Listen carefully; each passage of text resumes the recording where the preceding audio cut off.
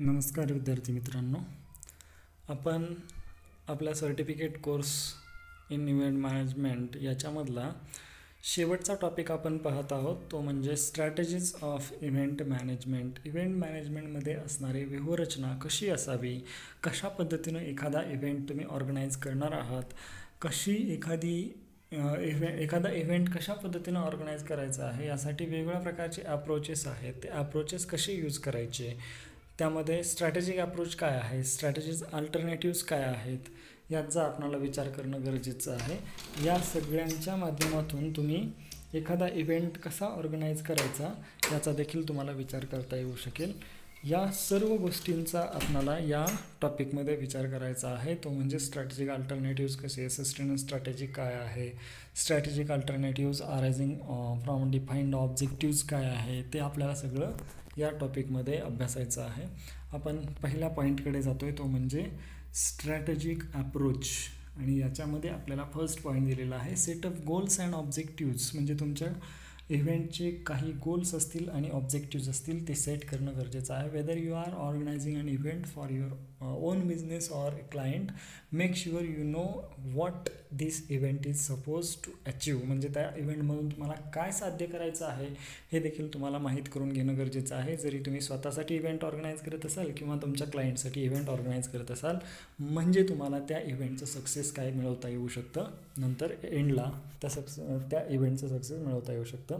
Attracting large crowds is not always the goals. म्हणजे तुमच्याकडे येणारे जे क्राऊड आहे तेच तुमचं सगळ्यात महत्त्वाचं गोल आहे असं तुम्हाला म्हणता येऊ शकत नाही. कारण याच्या माध्यमातून आपण फक्त क्राऊड मिळवू शकतो, पण याच्या माध्यमातून आपल्याला पब्लिसिटी मिळू शकत नाही. म्हणजेच काय, फक्त हेच गोल नसणार आहे की तुम्ही क्राऊड तयार करताय. If you are organising the event for your own business, then you probably already known that your goals are and what are your achieve from that particular event. म्हणजे या प्रत्यक्ष जे काही इव्हेंट तुम्ही कंप्लीट करणार आहात, त्या इव्हेंटच्या माध्यमातून तुम्हाला काय अचीव करायचं आहे याचा देखील तुम्ही विचार करत असता. या सगळ्या गोष्टींचा आपल्याला विचार करणं गरजेचं आहे. त्यानंतर आपण सेकंड पॉईंट पाहतोय, तो म्हणजे प्लॅन अर्ली. म्हणजे if you know you are going to organise an event, then start planning for it as early as possible. म्हणजे तुमच्याकडे जो काही इव्हेंट तुम्ही तयार करत असणार आहेत किंवा तुम्ही कंप्लीट करणार आहात, ऑर्गनाईज करणार आहात, तो इव्हेंट ऑर्गनाईज करत असताना तुम्हाला त्याचं प्लॅनिंग लवकरात लवकर करणं गरजेचं आहे. कारण त्यासाठी असणाऱ्या डेट्स फायनल करणं, त्याचबरोबर त्याचा व्हेन्यू फायनल करणं, त्याच्याबरोबर तिथं असणारा स्पीकर असेल किंवा इतर काही इन्फॉर्मेशन असेल, ते सगळं आपल्याला काय करावं लागतं, ऑर्गनाईज करावं लागतं. त्याचा प्लॅन करणं गरजेचं आहे. Planning early will give you enough time to research and do your homework. म्हणजे तुम्हाला जर प्लॅनिंग लवकर केलेलं असेल तर त्या संदर्भात माहिती जास्तीत जास्त मिळवता येऊ शकते आणि त्याच्या माध्यमातून तुम्हाला सहज आणि चांगला इव्हेंट ऑर्गनाईज करता येऊ शकतो. यासाठी आपण त्याचं प्लॅनिंग लवकरात लवकर करणं गरजेचं आहे. त्यानंतर आपण तिसरा पॉईंट पाहतोय, तो म्हणजे technology is your best friend. म्हणजे तुमच्याकडे असणारी जी काही टेक्नॉलॉजी आहे ही तुमच्यासाठी खूप महत्त्वाची आहे असं याच्या माध्यमातून सांगितलेलं आहे. With so many things to deal with, you need all the help you can get. Almost all successful event planners will tell you how much they rely on their phones, tablets and laptops. That old note-taking app with your to-do list is not enough to make life easier for you.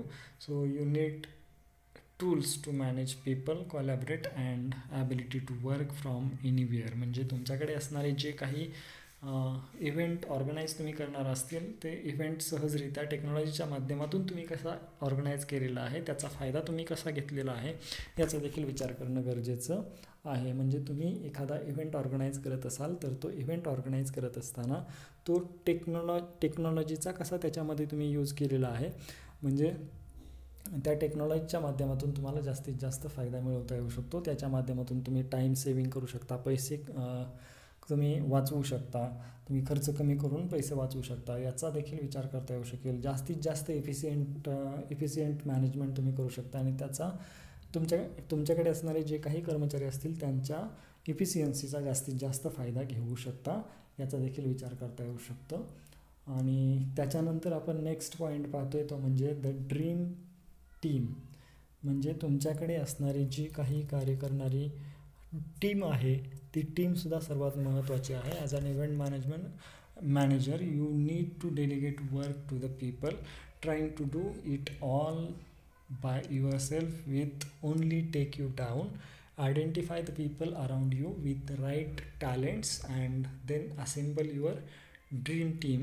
म्हणजे तुमच्याकडे असणारे जे काही व्यक्ती असतील ते व्यक्ती तुम्ही एकत्र करण्याचा प्रयत्न करा, ज्यांच्याकडे खूप चांगल्या पद्धतीचं टॅलेंट त्यांच्याकडे असेल.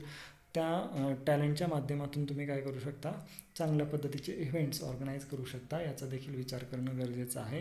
म्हणून तुम्ही लवकरात लवकर तुमच्याकडे असणारे ड्रीम टीम तुम्ही तयार करणं गरजेचं आहे, की तुमच्या जे काही कार्य तुम्ही सांगणार असाल ते त्यांनी पूर्ण करणं गरजेचं आहे. यासाठी तुमच्याकडे असणारी टीम आहे ती टॅलेंट त्यांच्याकडे असणारी, राईट टॅलेंट असणारी टीम तुमच्याकडे असणं गरजेचं आहे. त्यानंतर आपण नेक्स्ट अँड लास्ट पॉईंट पाहतोय तो म्हणजे ब्रँडिंग अँड मार्केटिंग.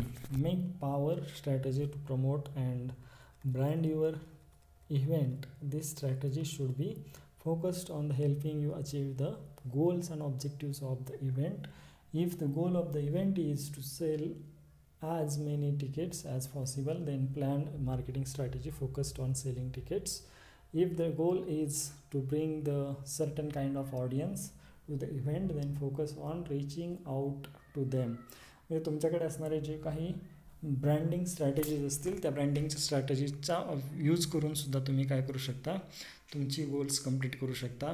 तुमचा इव्हेंट खूप मोठ्या प्रमाणात तुम्हाला ऑर्गनाईज करायचा असेल तर तुम्ही तो खूप मोठ्या प्रमाणात ब्रँडिंगच्या नावाखाली तुम्ही ऑर्गनाईज करू शकता. त्याचबरोबर जर एखादा इव्हेंट मॅनेजर असेल तर तो इव्हेंट मॅनेजर काय करत असतो, त्यांची जी इव्हेंट मॅनेजमेंट करणारी कंपनी आहे त्याचं ब्रँडिंग करण्याचा प्रयत्न करत असतो आणि याच्या माध्यमातून तो अजून पुढे जाऊन मार्केटिंग प्लॅन तयार करत असतो. मार्केटिंग प्लॅन कशासाठी तयार करत असतो, की लोकांपर्यंत सहजरित्या तुम्हाला ती माहिती पोहोचवणं गरजेचं आहे, त्याशिवाय तुम्हाला चांगले ऑडियन्स मिळू शकत नाहीत. म्हणून मार्केटिंग प्लॅनसुद्धा कंप्लीट करणं गरजेचं आहे, पूर्ण करणं गरजेचं आहे. याच्या माध्यमातून तुम्हाला हे कंप्लीट करता येऊ शकतं. म्हणून ब्रँडिंग अँड मार्केटिंग स्ट्रॅटेजीसुद्धा महत्त्वाची आहे या स्ट्रॅटेजिक अप्रोचमध्ये.